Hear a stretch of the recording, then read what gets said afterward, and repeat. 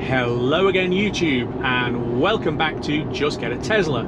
Today I'm making a journey I hadn't planned on making, and I just thought I would show how easy it is in a Tesla with the supercharger network if you need to make a trip of a reasonable distance when you haven't actually planned for it. So I've just left Turriff in Aberdeenshire and I need to head to Edinburgh, and I'm only on 55% battery and it's not a problem at all. What I've done is I've put in my destination, which is the centre of Edinburgh, and it's basically worked out exactly where I need to stop, for how long, and that gets me there with plenty of charge to be able to do the bits that I need to do there. A nice easy trip, haven't planned it, it's an EV, the battery's only half full, it really doesn't matter. One thing that Tesla navigation allows you to do when you're on a trip is see what difference it makes if you take charges out. So in this case it's saying that I need to do 20 minutes at Dundee. If I take that out, how short of power am I to get to Edinburgh? So it is telling me that I would get there with 1%. Good. So clearly I do need to stop and charge, because arriving on 1% is not really enough of a buffer, and getting through Edinburgh could be quite interesting. So I go back into navigation, and again autopilot is looking after the car, and I hit add charging stops, and then it recalculates, and once again I am stopping at Dundee for 20 minutes. So removing charging stops just lets you have a look at how much power or lack of power you would have when you arrive. It's a useful feature for you to have a look at when you're navigating in a Tesla. We are pootling along at just under the speed limit with cars ahead of us. On a single carriageway road like this, I find that autopilot is at its best when it's got traffic ahead of you for it to lock onto.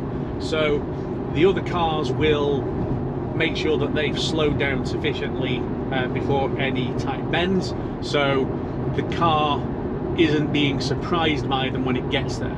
So you get it where it gets to a bend and it thinks, I don't quite like this, and it starts beeping at you and saying your auto steer is limited. You don't really have that as a problem if it's following other traffic where the vehicles in front slow down.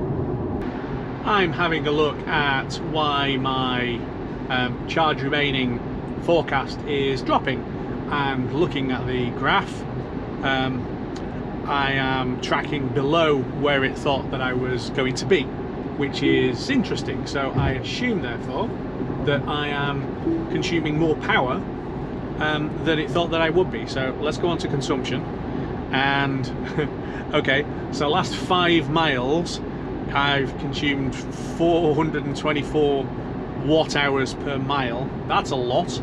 Okay, I think it's dropping a little bit, but and then 361 on the 15 and 341 on the 30 mile average. That's still a lot.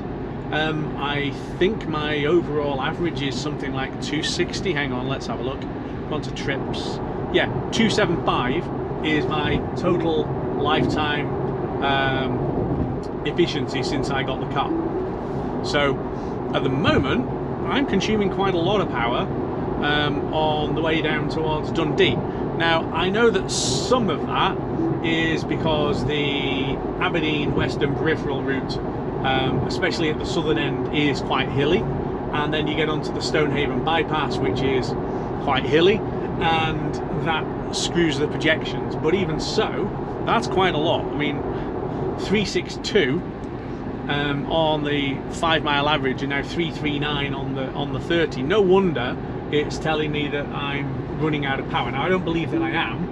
I'm now on the A90 heading from Stonehaven past Forfar towards Dundee, and it's a lot flatter.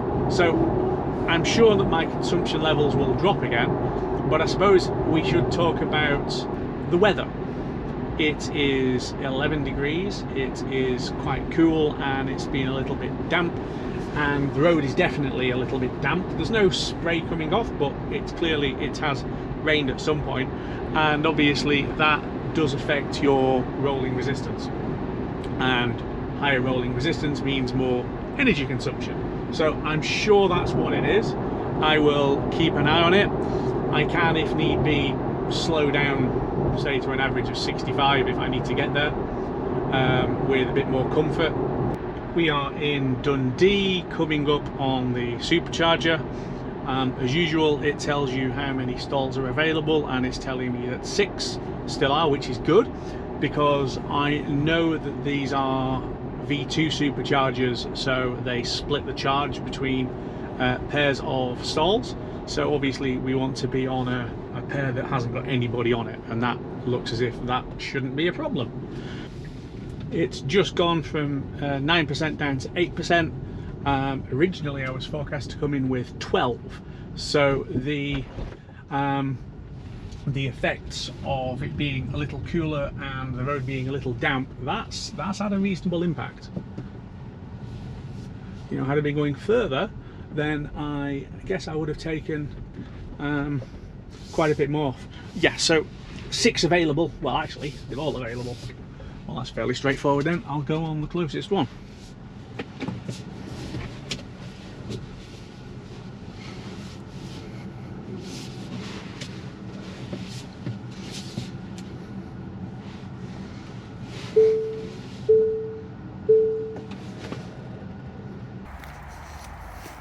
Supercharging really is easy. Pull the thing off, push the button on the top. Come on, button on the top. There we go. In it goes.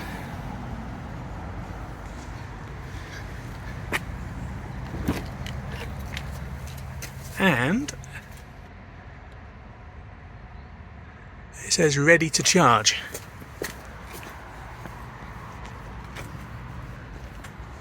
Okay, I've just heard it click. I think it's going now. Is it going now? Still on. It's still on starting. Okay, now it's going. That took quite a while. Let's just see what speed it goes up to in case it does something stupid. 37, 69, 98, 123 kilowatts, 141, 145. Yeah, I think it's topped out at 145. On a V2 charger, that's about as fast as it gets. I am going to go and find a toilet. I'm back in the car now, and I've had an update from my friend as to where I'm meeting them, which has actually moved slightly from where I was, but it's still in and around Edinburgh. So I've actually decided to stick more charge in than I expected. At first I was literally just going to do a zap and dash, but I've decided that as this supercharger is still completely empty and I'm still getting 99 kilowatts, that I'm going to stick a little bit more in for a while.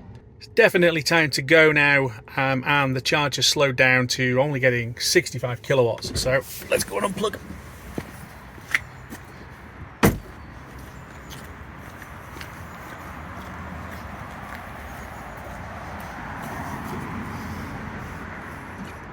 Press the button to release that. Come on.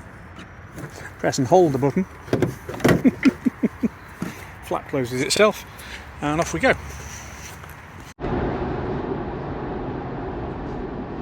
We're away from Dundee now, coming up on the start of the motorway. Charging up longer did make sense, although the charge rate definitely had slowed down. But I think this is the point with the supercharger network. As long as you've got reasonable access to one, then you don't have to think about charging, because you will charge. It's just there. And you don't have to think about which network it's on, or how it gets paid for, or do you have to have credit on an account. It's just there, you plug in, it charges, it hits your credit card. It's really, really simple, and genuinely is the absolute standout feature that Tesla have nailed to the floor. just an interesting thought about the screen having gone on to night mode. I'm actually thinking, do I prefer the screen to be dark versus when it's on day mode and it's light? I mean, essentially, it's a big computer screen. It's a giant sized tablet, and for quite a few of us now, we might use dark mode on a phone or a tablet to take all of the screens and the menus that are light and make them black. I mean, I actually really like this effect of the absolute blackness of the screen and the two blue lines on it. So I might actually change the screen and put it in night mode only. We are on the approach now to the Queensferry crossing over the Forth Estuary. I love this view as you come over this crest and look down, and you can see the new bridge, the old road bridge, and then of course the magnificent railway bridge as well. It is a rather pretty place, and actually at this time of day it looks really spectacular. Again, I'm just rolling down here on autopilot. The traffic ahead is bunching a little bit, but I don't really need to concern myself with that because the car does a fantastic job of keeping position.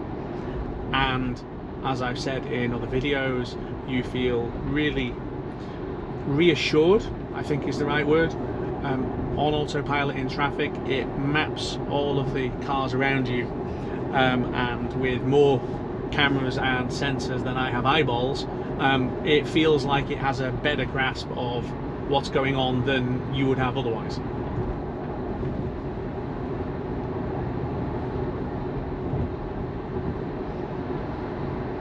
Onto the bridge now.